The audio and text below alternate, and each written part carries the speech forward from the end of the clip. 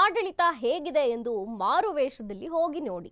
ಸಿದ್ದು ಸರ್ಕಾರಕ್ಕೆ ಬಿಸಿ ಮುಟ್ಟಿಸಿದ ಬಿಜೆಪಿಯ ಸುನೀಲ್ ಕುಮಾರ್. ನಿಮ್ಮ ಆಡಳಿತ ಹೆಂಗಿದೆ ಒಂದ್ಸಲ ನೀವೇ ಹೋಗಿ ನೋಡಿ ಅಂತ ಹೇಳಿದ್ದಾರೆ. ಮಾರುವೇಷದಲ್ಲಿ ಹೋಗಿ ನೋಡಿ ಹೆಂಗಿದೆ ನಿಮ್ಮ ಸರ್ಕಾರ ಅಂತ ಗೊತ್ತಾಗತ್ತೆ ಅಂತ ಸಿದ್ದು ಸರ್ಕಾರಕ್ಕೆ ಬಿಸಿ ಮುಟ್ಟಿಸಿದ್ದಾರೆ ಸುನೀಲ್ ಕುಮಾರ್. ಇದೊಂದು ಹಳಿ ತಪ್ಪಿರುವಂತಹ ಸರ್ಕಾರ. ಸಹಾಯಕ ಮುಖ್ಯಮಂತ್ರಿ ಅಭಿವೃದ್ಧಿ ಆಗಿಲ್ಲ ಅಂತ ಸಚಿವರ ಬಳಿ ಶಾಸಕರು ಬೇಡಿಕೆ ಇಡುವಂತಹ ಪರಿಸ್ಥಿತಿ ಬಂದಿದೆ. ಗ್ಯಾರಂಟಿಗಳನ್ನ ಕೊಡ್ತಾ ಉಳಿದ ವಿಷಯಗಳಿಗೆ ನೀವು ನ್ಯಾಯ ಕೊಟ್ಟಿಲ್ಲ. ಮಹಿಳಾ ಅಧಿಕಾರಿಗೆ ಧಮಕಿ ಹಾಕಿದ ಮುಖಂಡನನ್ನ ಹಿಡಿಯಲು ನಿಮಗೆ 15 ದಿನ ಬೇಕಾ ಅಂತ ಪ್ರಶ್ನೆ ಮಾಡಿದ್ದಾರೆ. ಶಾಸಕಿ ಕೆರೆಮ್ಮಗೆ ಧಮಕಿ ಹಾಕಿ ಸುರೇಶ್ ಕುಮಾರ್ ಮನೆಗೆ ಪೋಸ್ಟರ್. ಕೆಪಿಡಿ ಸಭೆಯಲ್ಲಿ ಶಾಸಕ ಸಿದ್ದು ಸವದಿ ಮೇಲೆ ಹಲ್ಲೆ. ರಾಜ್ಯದಲ್ಲಿ ಕಾನೂನು ಸುವ್ಯವಸ್ಥೆ ಎಲ್ಲಿಗೆ ಬಂದಿದೆ ಅಂತ ಪ್ರಶ್ನೆ ಮಾಡಿದ್ದಾರೆ. ರಾಜ್ಯ ಸರ್ಕಾರವನ್ನ ತರಾಟೆಗೆ ತೆಗೆದುಕೊಂಡ್ರು ಬಿಜೆಪಿಯ ಸುನೀಲ್ ಕುಮಾರ್. ಗ್ಯಾರಂಟಿ ಯೋಜನೆಗಳನ್ನ ಕೊಡ್ತಾ ಉಳಿದ ವಿಷಯಗಳಿಗೆ ನೀವು ನ್ಯಾಯ ಸಲ್ಲಿಸಿಲ್ಲ. ಉಳಿದ ವಿಷಯಗಳ ಅಭಿವೃದ್ಧಿ ಎಲ್ಲ ಆಗಿದೆ.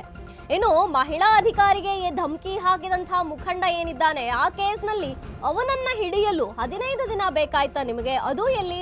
ಮಂಗಳೂರಿನಿಂದ ಆತ ತಪ್ಪಿಸ್ಕೊಂಡು ಹೋಗಕ್ಕೆ ಪ್ರಯತ್ನ ಪಟ್ಟ. ಅಂತಹ ಸಂದರ್ಭದಲ್ಲಿ ಮಂಗಳೂರಿನಲ್ಲಿ ಕಾರ್ ನಿಲ್ಸಿ ಎಲ್ಲೋ ಓಡೋಗ್ತಿದ್ದವನ್ನ ಹಿಡಿಯಕ್ಕೆ ನಿಮಗೆ 15 ದಿವಸ ಬೇಕಾ?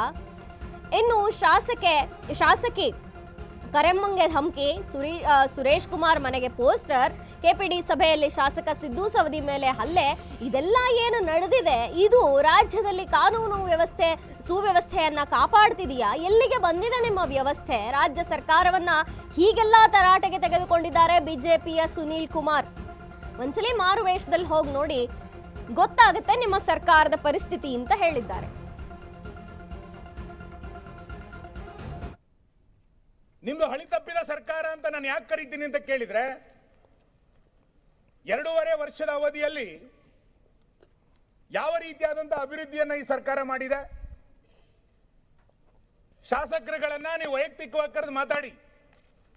ಅಭಿವೃದ್ಧಿ ಚಟುವಟಿಕೆಗಳಿಗೆ ರಾಜ್ಯ ಸರ್ಕಾರ ಸ್ಪಂದಿಸಿದೆಯಾ ಅನ್ನೋದನ್ನ ನೀವು ಮತ್ತೊಂದ್ಸರಿ ಖಾತ್ರಿ ಮಾಡ್ಕೊಳ್ಳಿ.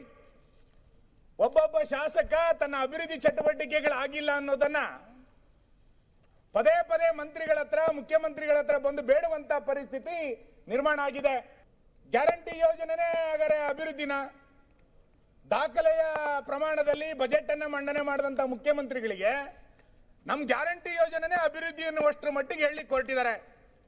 ಬರೀ ಗ್ಯಾರಂಟಿನೇ ಅಭಿವೃದ್ಧಿ ಅಂತ ಆದ್ರೆ ನನಗೆ ಗೊತ್ತಿಲ್ಲ, ಆರ್ಥಿಕ ತಜ್ಞರೇ ಹೇಳಬೇಕು ಹೆಂಗಿದೆ ಅಂತ. ಆಯ್ತು, ನೀವು ಶಕ್ತಿಯಲ್ಲಿ ಕೊಟ್ಟಿದ್ದೀರಿ, ಅದ್ರಲ್ಲಿ ಕೊಟ್ಟಿದ್ದೀರಿ, ತಗೊಂಡು ಬರ್ತೀನಿ ಮುಂದೆ ಆ ವಿಷಯಕ್ಕೆ. ಅದನ್ನ ಕೊಡ್ತಾ ಉಳಿದೆಲ್ಲ ವಿಷಯಗಳನ್ನ ಹೆಂಗ್ ಮರ್ತಿದ್ದೀರಿ ನೀವು ಅಂತ, ಉಳಿದ ಯಾವ ವಿಷಯಗಳಿಗೂ ಕೂಡ ಹೇಗೆ ನ್ಯಾಯ ಕೊಡ್ಲಿಲ್ಲ ಅಂತ. ಒಬ್ಬ ಕಾಂಗ್ರೆಸ್ ಕಾರ್ಯಕರ್ತ ಬೆದರಿಕೆ ಹಾಕಿದ್ದನ್ನ ಹುಡುಕ್ಲಿಕ್ಕೆ 14 ದಿನವನ್ನ ಈ ಸರ್ಕಾರ ತೆಗೆದುಕೊಳ್ಳುತ್ತೆ ಅಂತಂದ್ರೆ ಕಾನೂನು ಸುವ್ಯವಸ್ಥೆ ಚೆನ್ನಾಗಿದೆ ಅಂತೇಳಿ ಅನ್ಸುತ್ತೆ ಈ ಸರ್ಕಾರಕ್ಕೆ? ಸೆಲೆಕ್ಟಿವ್ ಆದಂತ ಕಾನೂನು ನಿಮ್ಮ ಪರಿಸ್ಥಿತಿ ಇವತ್ತು.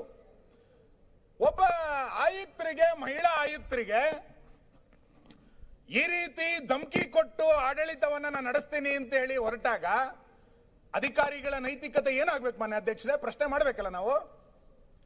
ಕರ್ನಾಟಕದಲ್ಲಿ ನಾನು ಅದಕ್ಕೆ ಹೇಳಿ ಅಸಹಾಯಕ ಮುಖ್ಯಮಂತ್ರಿ ಅಂತ ನಾನು ಆ ವಿಷಯ ಕೊನೆಗೆ ಬರ್ತೇನೆ. ಯಾರು ಆಡಳಿತ ನಡೆಸ್ತಾ ಇದ್ದೀರಿ? ಬಾಂಗ್ಲಾದೇಶದ ಬಗ್ಗೆ ಚರ್ಚೆ ಮಾಡಕ್ ಹೋದಾಗ ಅಲ್ಲಿ ಯಾರೋ ಒಬ್ಬರನ್ನ ಅರೆಸ್ಟ್ ಮಾಡ್ಲಿಕ್ಕೆ ಹೋಗ್ತೀರಿ. ಶಿಡ್ಲಘಟ್ಟದಲ್ಲಿ ಬ್ಯಾನರ್ ಕಟ್ಲಿಕ್ಕೆ ಯಾಕೆ ಬ್ಯಾನರ್ ಅನ್ನ ತೆಗೆದೆ ಅಂತೇಳಿ ಅಧಿಕಾರಿಗೆ ಧಮಕಿ ಹಾಕಿ ಚಪ್ಪಲಿ ಹೊಡಿತೀನಿ ಅನ್ನುವಷ್ಟರ ಮಟ್ಟಿಗೆ ನಿಮ್ ಕಾರ್ಯಕರ್ತರು ಮಾತಾಡ್ತಾರೆ ಅಂತಂದ್ರೆ ರಾಜ್ಯದಲ್ಲಿ ಕಾನೂನು ಸುವ್ಯವಸ್ಥೆ ಚೆನ್ನಾಗಿದೆ, ರಾಜ್ಯಪಾಲರು ಬಹಳ ಚೆನ್ನಾಗಿ ಭಾಷಣ ಮಾಡಿದ್ರು ಅಂತೇಳಿ ನಾವು ಒಪ್ಕೊಂಡು ಮಾತಾಡ್ಬೇಕಾ ಇಲ್ಲಿ? ನಿಮ್ದು ಹಳಿ ತಪ್ಪಿದ ಸರ್ಕಾರ ಅಂತ ನಾನು ಯಾಕೆ ಕರೀತೀನಿ ಅಂತ ಕೇಳಿದ್ರೆ, 2.5 ವರ್ಷದ ಅವಧಿಯಲ್ಲಿ ಯಾವ ರೀತಿಯಾದಂತಹ ಅಭಿವೃದ್ಧಿಯನ್ನ ಈ ಸರ್ಕಾರ ಮಾಡಿದೆ? ಶಾಸಕರುಗಳನ್ನ ನೀವು ವೈಯಕ್ತಿಕವಾಗಿ ಕರೆದು ಮಾತಾಡಿ. ಅಭಿವೃದ್ಧಿ ಚಟುವಟಿಕೆಗಳಿಗೆ ರಾಜ್ಯ ಸರ್ಕಾರ ಸ್ಪಂದಿಸಿದೆಯಾ ಅನ್ನೋದನ್ನ ನೀವು ಮತ್ತೊಂದ್ಸರಿ ಖಾತ್ರಿ ಮಾಡ್ಕೊಳ್ಳಿ.